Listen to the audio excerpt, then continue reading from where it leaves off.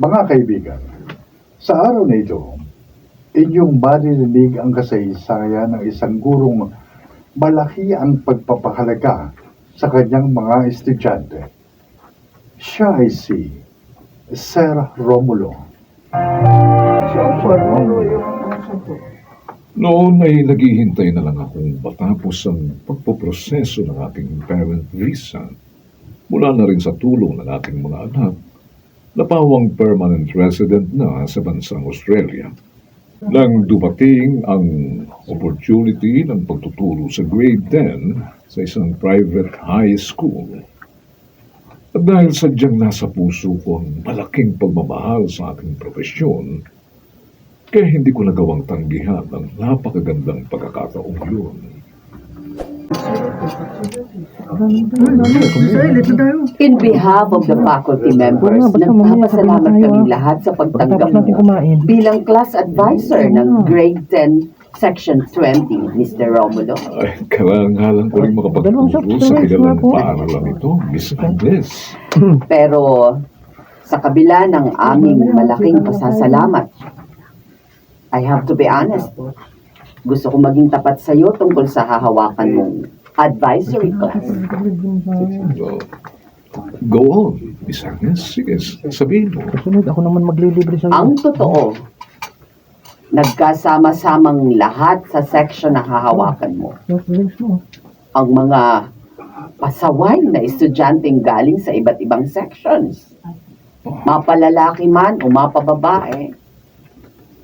Puro troublemakers, sad to say.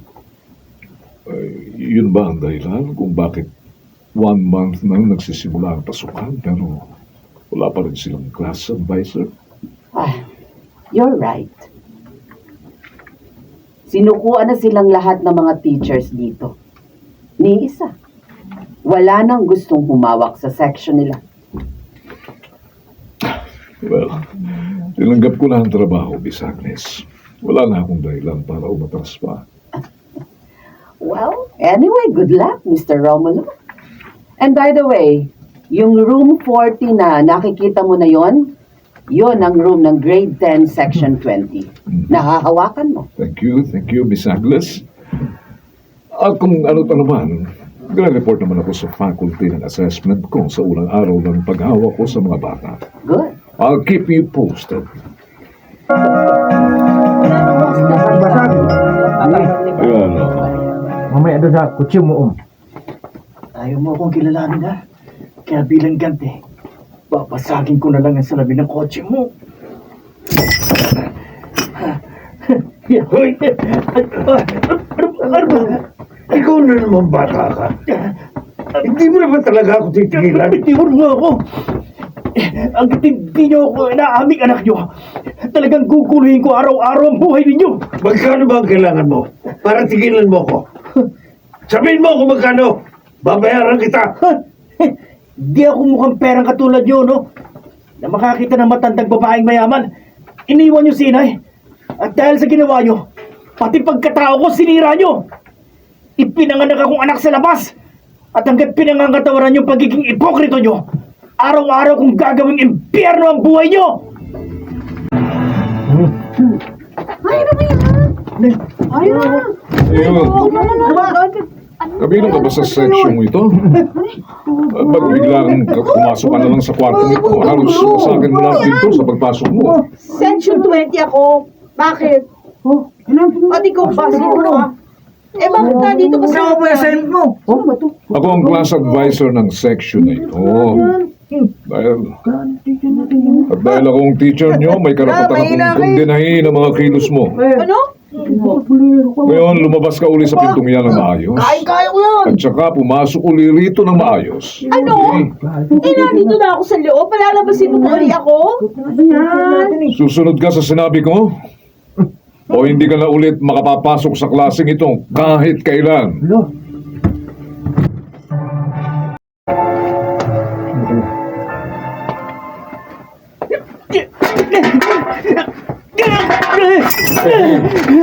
Gobi!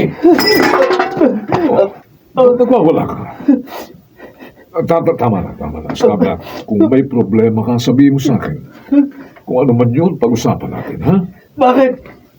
Mapipilit mo bang tatay ko na kilalanin ako? Matigas ang loob nun eh. Walang kwentang tao yun. Ibali sana kung humingi siya ng tawad sa ginawa niyang pambubusa-busabi ni inay. Kobe, ano ba lang hindi pagkakaunawaang namamagitan sa inyo ng tatay mo ngayon? Hindi ka pa rin dapat na nagsasalita ng hindi maganda laban sa kanya. Dahil kahit bali-baligtarin mo man ang mundo, siya pa rin ang iyong ama. Yun na nga eh. Pero tandaan nyo, kapag namatay siya, hindi ko siya pag-aaksayang iyakan. Ipagdiriwang ko pang kamatayan niya. Yun ang magiging ganti ko sa kanya. Kobe, pag-alalan mo sanang patawarin ang iyong ama. Matututuhan mo rin yun habang lumilipas ang mga araw.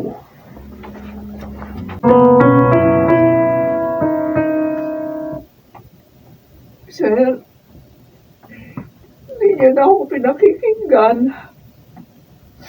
Masyado na siyang nalululong sa paninigarilyo. Sa pag-inom ng alak. Madalas, sir, hindi na siya umuwi ng bahay. Ayan yung po, misis. Gagawin ko ang lahat ng magagawa ko para mabago ang mga disposisyon ni Lottie. Please, sir. Hindi ko na ho alam ang gagawin ko. Kontrabida ang tingin niya sa akin sa mga sandaling pinupuna ko ang kanyang mga maling ginagawa. Kung sagot-sagutin niya ako, parang hindi niya ako ina. Hindi na ho talaga niya ako nire-respeto. Tinatanggap ko rin naman ang aking mga pagkukulang. Inihingi ko din ng tawad ang aking mga pagkakamali. Bakit naman kasi di niya nalang tanggapin na kahit anak niya ako, hindi naman siya may-ari ng buhay ko eh. Naglabas siya sa akin, oo, nagbuntis siya. Tapos kukontrolin niya na yung buhay ko. Kaya kong patakbuhin yung buhay ko mag-isa. Kaya kahit kailan, hindi ko siya kailangan. Hindi mo pa rin matatakasan ang katotohanan na siya ang iyong ina, Lottie. At kung hinihigpitan ka man niya, para lang sa kabutihan mo ang lahat ng iyon. Oh. Dahil ayaw niyang maligaw ka ng landas. Alam ko naman yung dahilan eh. Kasi, natatakot siya na maulit sa akin yung nakaraan niya. Yung pagiging babaeng mababa ang lipad. Yung pagsasahalin-sahalin niya sa iba't ibang lalaki. Kaya nga hanggang ngayon eh, hindi niya masagot yung tanong ko kung sino doon sa mga lalaki na nakasiping niya ang totoo kong ama. Lottie, hindi ang bakas ng nakaraan ng iyong ina ang dapat na maging definisyon ng kanyang pagkatao. Kung doon man siya dinala ng kanyang buhay noon, maaaring may mahalagang dahilan. Pero hindi mo dapat husgahan yun. Kahit na ano pang sabihin niyo, sir, hindi ko pa rin maintindihan yung mga dahilan niya. Dahil kung pilit niyang itinutuwid ang buhay ko ngayon, dapat naunan niya nang itinuwid ang buhay niya noon.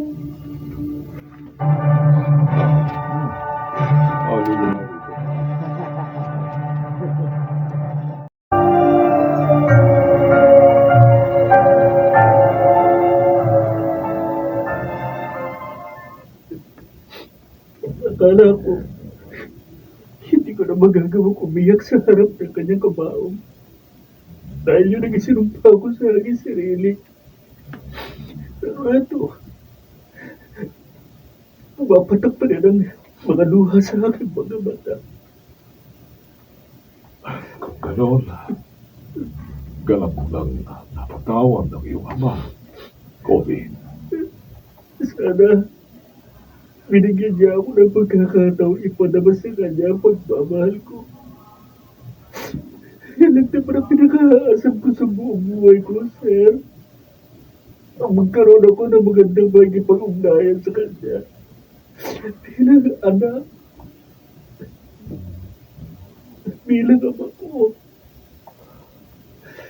O pwede mo pa rin namang ibulong sa kanya ang mga bagay na nais mo. Ang mga gusto mo pang masabi sa pamamagitan ng mga panalangin. Hanggang sa mabura ng lahat ang mga hinanakit na natitira pa dyan sa iyong dibdib.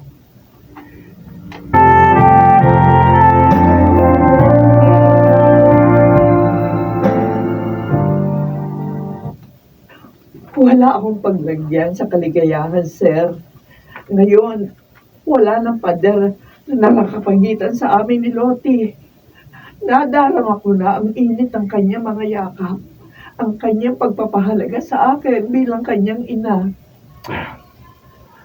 Ngayon, nasa inyong buong pagkakataon upang ganap niyong mapuna ng mga naging puwang sa inyong mga pagitan at makabawi na rin sa nawalang mga araw sa inyong mag-ina, Mrs. Hindi ko alam kung paano kayong pasasalamatan. Oh, Mrs. Napakalaki na Halika nga rito at masampal ka. Oh, ayan. Malak. Hindi ko alam. Hindi ko alam kung paano kayong pasasalamatan. Napakalaki po na naging papel niyo sa pagbabago ni Lottie. Kayo ang nagbalik sa akin, sa anak ko. Dati! Marlam yan eh. Bilisan natin, dali. Yan na, late na tayo. Uy! Oh, balangkat na natin. Tara na. Ay, Ma'am Agnes! Ma'am Ma, Agnes! malilate Si tayo. Sir Romulo po. Oo nga po. Nandito po ba siya sa faculty room? Tol, time na po kasi namin sa klase. Oo nga po. Pero wala pa po siya sa room namin. Oo. Hindi niyo ba siya nasa lubo? Ho? Kalalabas lang niya rito sa faculty room. Kinuha na kasi niyang lahat dito mga gamit niya sa pagtuturo. Bakit po? Anong ibig niyo sabihin? Kinuha niya ng lahat yung mga gamit niya sa Po, ma'am. pagtuturo. Saan po pupunta si Sir, ma'am? Naku, mabuti pa.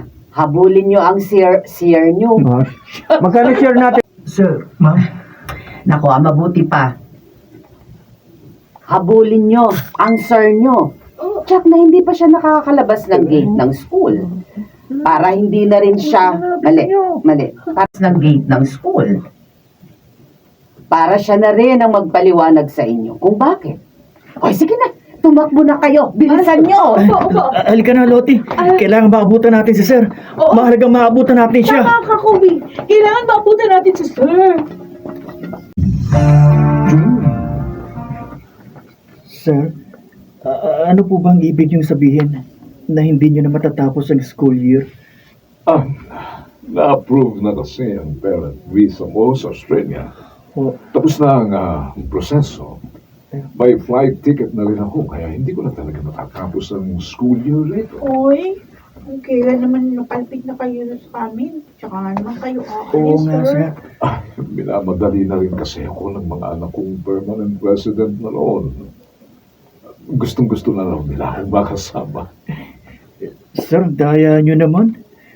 Iiwan niyo pala kami sa ere. Hindi naman tayo totally mawawala ng communication. Maraming paraan para magkabalitaan pa rin tayo kahit magkakalayo na tayo. Pero iba pa rin po yung nakakasama ka namin, Sir. Oo nga, Sir. Lalo na kapag nakakausap namin kayo. Okay, ganito na lang. I promise, kahit nasa Australia na ako, kapag may problema kayo,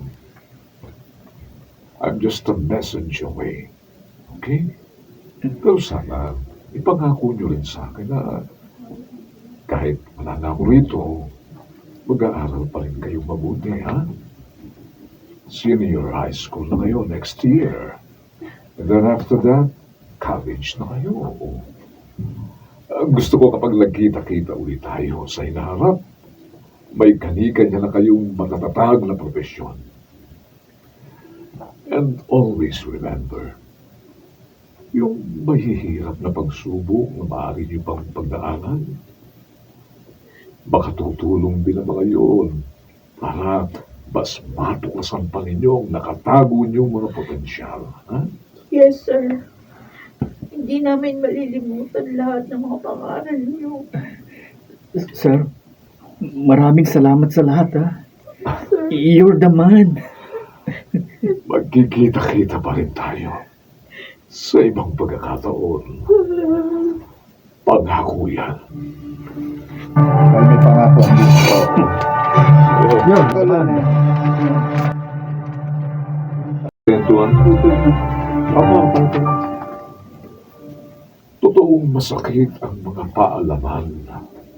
Lalo pat mapapalayo ako sa mga taong labis nang naging malaking bahagi ng aking buhay. Pero para sa akin, saan man ako makarating, mananatili pa rin sa puso ko ang minahal kong profesyon.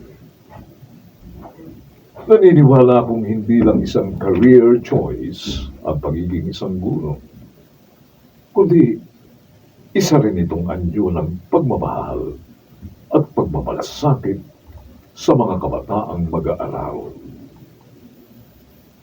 Isang advokasyang kadaramahalang tagumpay at buhay na ginugol ng buong saysay. Ako po si Romulo at ito ang aking buhay. Ang pagsasabuhay ng magagandang bagay, gayon din ang pagtanggap at pag-unawa sa mga hamon at iba pang kaharaping posibilidad ang naglalarawan sa isang masigasig at makabuluhang buhay patungo sa tunay na antas ng kapanatagan.